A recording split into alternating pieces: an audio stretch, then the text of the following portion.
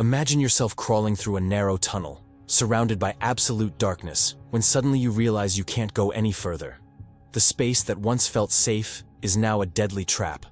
You feel panic take over, and you realize you made a huge mistake. This is the true story of a cave explorer who paid the ultimate price for a thoughtless decision. John Matthews, an experienced 34-year-old adventurer, had always sought extreme challenges. Since he was young, he had been drawn to unexplored places and inhospitable environments. His love for adventure began as a teenager, climbing small mountains and exploring local caves in his hometown. The desire for adrenaline and discoveries soon led him to seek ever greater challenges. Over the years, John honed his skills in climbing, cave diving, and extreme survival. He participated in various expeditions in remote locations around the world, from submerged caves in Mexico to complex underground networks in Europe. His experience and technical knowledge made him one of the most respected spelunkers in the exploration community. In October 2018, John decided to take on one of the most ambitious challenges of his career, exploring a little documented cave system in the mountains of Utah. This underground network, known only from ancient reports and incomplete maps, promised unknown passages and possible geological discoveries. The idea of being one of the first to map and document this location was irresistible. He gathered a trusted team to accompany him on the journey. Mark and Ethan, his longtime friends and also experienced explorers, agreed to join this expedition. The three spent weeks planning every detail of the incursion. Maps were studied, routes were plotted, and equipment was meticulously tested. They knew that any mistake could be costly in such a hostile and unpredictable environment. On the designated day, equipped with high-powered flashlights, emergency supplies, ropes, and gas sensors, they finally entered the cave.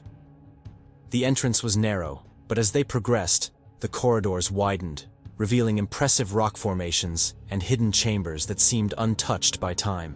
Every step was recorded, every turn mapped, and the feeling of discovery grew with each meter traveled. After hours of exploring the cave, John spotted a side passage that looked extremely narrow but intriguing. His experience told him there could be something unexplored on the other side. Perhaps an unknown chamber, or an alternative route within the underground maze. His friends suggested caution, warning about the risks of venturing alone into such a tight space. But John's determination spoke louder. He assured them he would be quick and would be back in a few minutes. With the flashlight secured to his helmet and his backpack left behind for easier movement, John began to crawl through the passage. The tunnel became increasingly narrow, forcing him to crawl on his chest. He could feel the cold, damp rock against his skin, and the sound of his own breathing echoed through the tight corridor. Every movement had to be calculated, as there was no room for mistakes. As he advanced, he realized the passage was becoming even more claustrophobic. His shoulders barely fit, and any attempt to retreat seemed impossible. But he was convinced he would soon find a larger space where he could move more freely. However, his optimism faded when he realized he could no longer go forward. And worse, when he tried to retreat, his arms and shoulders became trapped. The initial reaction was frustration, quickly followed by panic. He tried to squirm, adjust his position, but every attempt seemed to worsen the situation. The rock around him enveloped him like a deadly trap, relentless and indifferent to his despair. The air felt thinner, and the darkness around him made everything even more oppressive. He shouted for his friends. Mark and Ethan responded immediately, their voices echoing through the cave. But there was a problem. The tunnel was so narrow that they couldn't even reach him. All they could do was try to calm him down and think of a solution. John, on the other hand, knew that time was essential.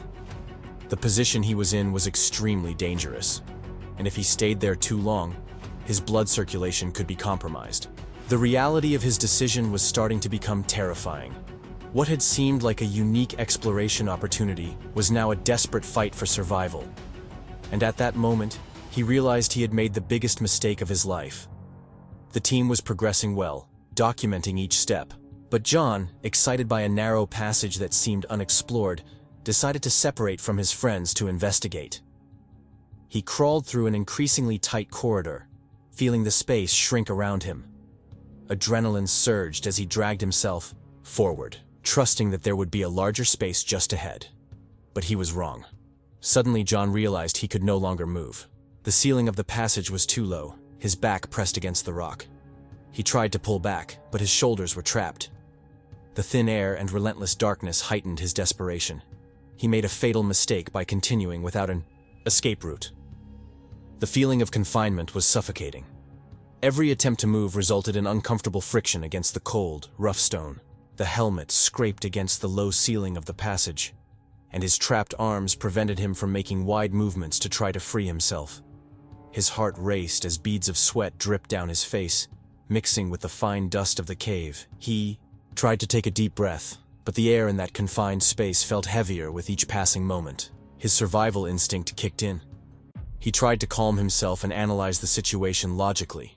He remembered other times he had been temporarily stuck in tight spaces, but never for so long or in such a critical way. The difference now was that he was completely alone, with no margin for error. Each passing minute increased the tension in his body and mind. The humidity of the environment made the stone floor beneath his chest slippery, complicating any attempts to gain traction. He tried to move his legs, bend his knees to push himself back, but the grip of the rock around him completely immobilized him. Frustration began to turn into despair. His friends, meters away, still did not know he was trapped. John shouted for help.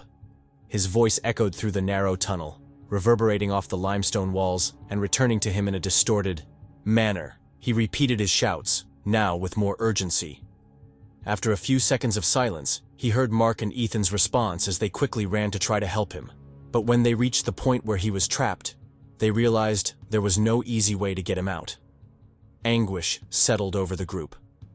They tried to illuminate the path with their powerful flashlights, but all they could see was John's immobile form wedged in the narrow passage. Despair was evident in his voice. "I can't get out! I'm trapped!" he exclaimed, his breath becoming increasingly labored. His friends began to quickly discuss possible ways to rescue him. They tried to pull him by his ankles, but the position he was in made that nearly impossible without causing extreme pain. Furthermore, any sudden movement could make him even more stuck.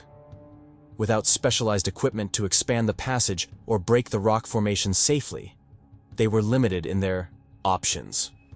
John felt his blood circulation compromised. His body began to tingle, and the pressure in his muscles caused painful cramps. His mind alternated between the hope that his friends would find a solution and the overwhelming fear that this could be his last expedition. The feeling of time distorted. Minutes felt like hours. The light on his helmet began to flicker, signaling that the battery was running low. The absolute darkness would soon envelop him, making everything even more terrifying. He knew that if he wasn't rescued quickly, his situation would become critical. His friends tried to reassure him, promising that they would find a way to get him out of there. But he could sense the uncertainty in their voices. Every second heightened the tension. The environment around him seemed to shrink, the walls pressing against his body like an inescapable trap. He breathed with difficulty, trying to stay calm, but fear settled deeper and deeper. What had started as a simple exploration was now turning into a desperate struggle for survival. Panic set in when John realized that each attempt to move only worsened his situation. His chest pressed against the cold stone. Each breath was a painful effort. The space around him seemed to shrink with every passing second, and the feeling of confinement intensified the terror. He tried to push himself back, but the relentless rock wouldn't yield. His muscles began to protest against the continuous tension, and a cold sweat trickled down his forehead. The silence inside the cave was absolute, interrupted only by the irregular sound of his breathing and the small grains of sand falling from the walls around him. He tried to take a deep breath, but the position made it difficult for his lungs to expand. His thoughts raced. He knew he needed to stay calm, but fear began to take over. The absolute darkness around him amplified the panic. He shouted for help, his voice echoing through the narrow tunnels and reverberating in a distorted manner. His friend's response came almost immediately, but as they got closer, they realized that the passage was too narrow for them to simply pull him out. They tried to calm him, assuring him that they would find a solution. But the tension in Mark and Ethan's voices was palpable. Time was passing, and his breathing was becoming shallower. The buildup of blood in his head due to the inverted position was making his vision blur. He felt his face swelling, and a slight dizziness began to set in. John knew that his body wouldn't last much longer in this condition. His friends tried to offer guidance, telling him to move carefully and try to redistribute his weight. But each attempt to change position only caused more pain and worsened his immobilization. The temperature inside the cave was beginning to affect him. The cold was intense, but the sweat caused by his nervousness left him wet and vulnerable to heat loss. His hands began to tremble, and he realized he was slowly losing control of the situation. Oxygen was starting to feel scarce, or perhaps it was just his panic increasing. He tried to focus on the sound of his friends' voices, but his mind oscillated between hope and overwhelming fear. Every second counted. He knew that if he wasn't rescued quickly, his condition could deteriorate beyond the point of recovery. John tried to control his breathing, but the anguish grew. His muscles began to throb from the forced position and compromised circulation. The relentless darkness and humidity of the environment made everything even more suffocating. He tried to move, but felt that with each effort, he became even more trapped. The terror of his situation was real, and he knew that if he wasn't rescued soon, his chances of survival would diminish drastically. His friends desperately tried to help him. They stretched their arms, trying to touch his legs to relieve some of the pressure, but the passage was too narrow. Mark managed to grab his boot, but any stronger tugging only increased John's pain. They needed professional help, and as quickly as possible, they called emergency services. The rescue and the increase of drama rescue teams were dispatched, and underground exploration specialists arrived on the scene. The challenge was immense. The passage was so tight that common equipment could not be used. They tried to dig around, but the risk of collapse made everything more dangerous. Meanwhile, John fought to stay conscious. Time was against him. Rescuers tried to pull him backward, but the position he was in made the force ineffective. Hours passed, turning into a day. Desperation took over everyone. The rescuers attempted different strategies. First, they tried to pass a rope around his body, but there wasn't enough space to tie it securely. Then, they discussed the possibility of lubricating the area around him to facilitate removal. But the risk of suffocation increased.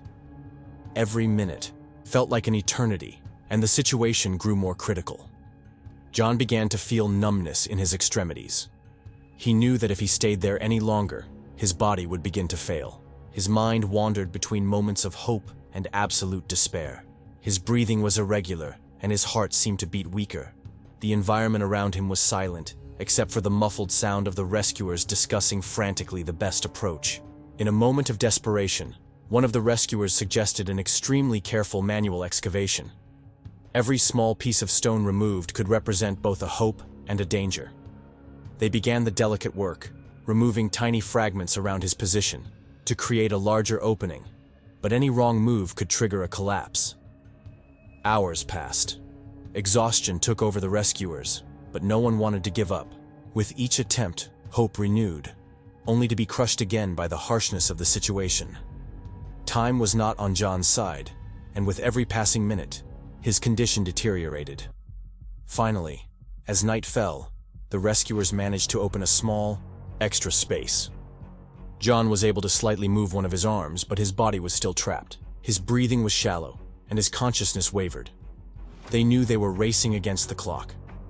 The silence that hung in the cave was deafening. The tension was overwhelming.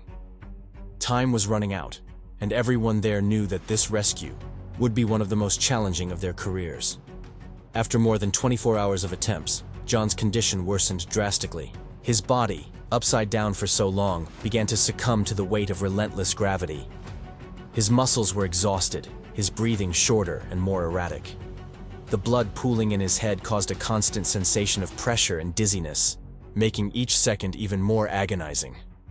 The rescuers knew they were racing against time, but every attempt to free him was thwarted by the cave's instability and the unfavorable position in which he was trapped. The members of the rescue team alternated between strategies, trying to dig without compromising the structure of the narrow passage. Some rocks were removed with extreme care, hoping to create a small space for John to move. However, the fragility of the rocks prevented significant progress. Any mistake could cause a fatal collapse, burying John completely. He, in turn, tried to stay conscious, responding to the rescuers' stimuli, but his voice was becoming weaker and weaker. As the hours passed, John's breathing grew shallower. His friends and the rescuers shouted words of encouragement, trying to keep his attention.